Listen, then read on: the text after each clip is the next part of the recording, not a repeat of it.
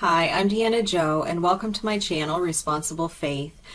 Today, I'm extending a plea to pastors and the evangelical Christian community about a topic that, despite any differences that we might have on other issues, we should all be able to wholeheartedly agree on this one.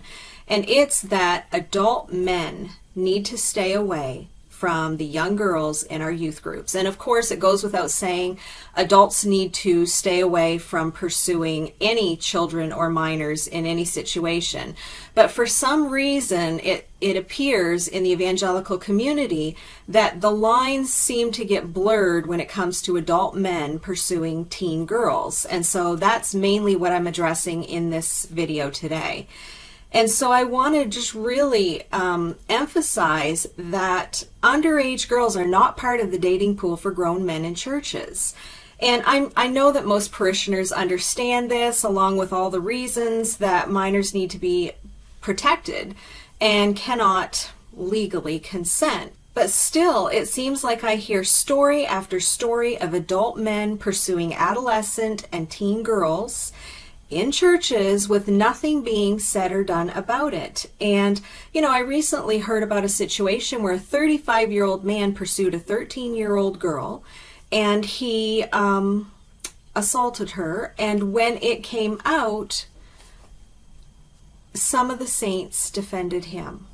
There's a reason our criminal justice systems consider grooming and adult sexual interaction with minors to be a criminal offense. And it's because adults know better, right?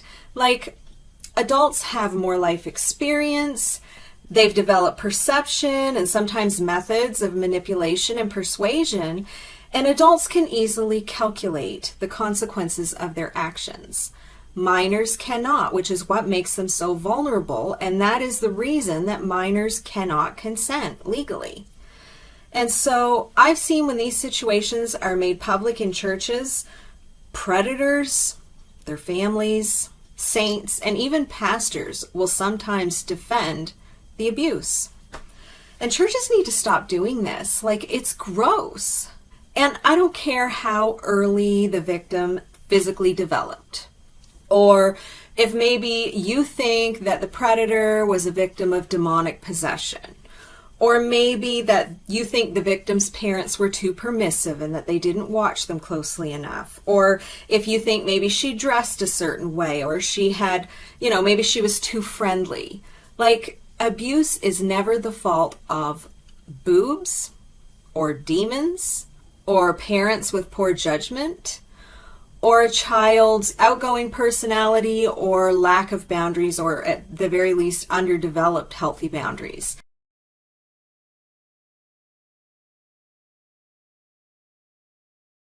And secondary criticism should only be reserved for anyone blaming the victim or anyone trying to cover up the crime.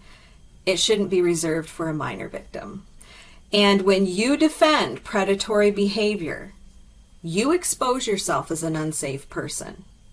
Christian leaders, I beg of you, please stand in your pulpits sometime soon and make crystal clear your church's position on this topic, to avoid any potential future misunderstanding. Confirm that your leadership is a safe place for a victim to seek help. And don't just confirm it, make sure it's true. Get your leadership team some training so that they do know how to handle these situations. Make sure you and your leadership team understand the principles of consent and how to help a victim who comes forward. And you also need to make clear that you will report abusers to police, no matter their status in the community, in the church, and that would include leaders and their families.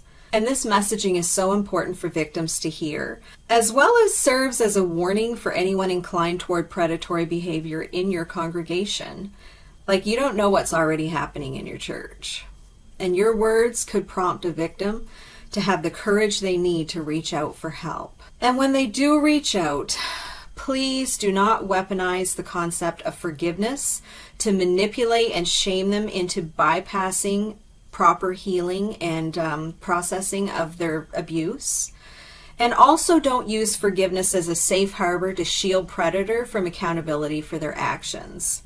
Obviously, we should do everything in our power to make the church a safe place, but in those awful moments, when despite our best efforts, it's not, abusers should be swiftly reported, and victims should feel a surge of love, compassion, and support. And I feel like I shouldn't have to say this, but the headlines I read and the stories I see shared in some of the private spiritual abuse Facebook groups I'm in, as well as just people who reach out to me privately through my channel and just share their stories with me, it seems like I do have to say this. And don't be gullible enough to think that nothing like this happens in your group or your church simply because you've never heard about it. You know, a lot of sexual abuse goes unreported. Victims are often afraid and ashamed to tell. You know, some churches are openly hostile toward females through the way they present basic Christian concepts taken to extremes. You know, through extreme modesty culture, extreme purity culture, even extreme submission culture. And so, you know, I just want to say, any teaching that strips someone of their humanity or their value or their voice has been taken to the extreme. And teaching like this can create toxic thinking in a congregation in the minds of predators and victims. And that can create a perfect environment for abuse to thrive. And so, you know, I've said it before, we need to watch our kids like a hawk, even at church. Predators are incredibly skilled at deceiving and manipulating people. And so let's do everything we can to protect our most vulnerable and to be clear in our messaging that we're a safe place for victims and that any predators will be reported to the police. And I think that needs to be our legacy as the body of Christ, that we're a harbor for the wounded and we don't side with abusers. So thank you for listening, and please share this video.